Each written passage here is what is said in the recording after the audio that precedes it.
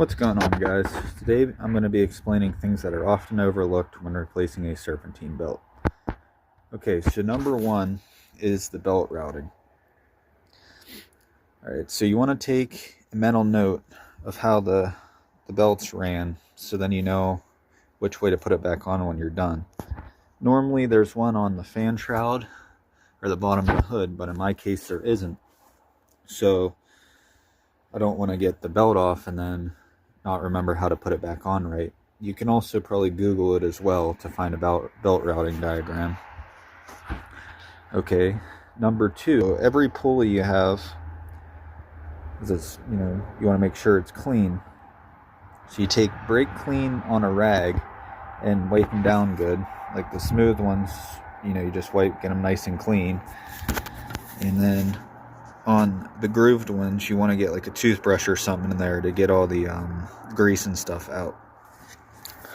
Now, why you want to do this is because if you don't, your belt won't get proper grip on the pulleys and it will cause it to slip. Alright, and that's it for that one. Okay, now number three is you want to go over all your pulleys when the belt is off. And you want to check them for play by wiggling. A little bit of play is alright, but if there's too much, the pulley's going to need replaced because the bearing's bad in it.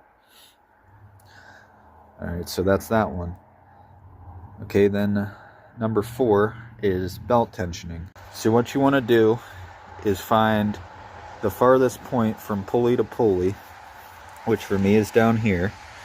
Okay, you grab in the middle of that, and if you can twist it more than halfway, it's too loose and it's going to slip. If you can get it to just halfway with some pressure, then it's perfect. Now, if you can't get it to halfway and you're pushing hard, it's too tight.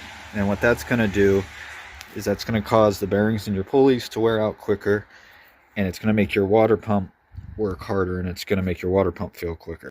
Alright, so that's tips and tricks on serpentine belt replacement and things that are often overlooked.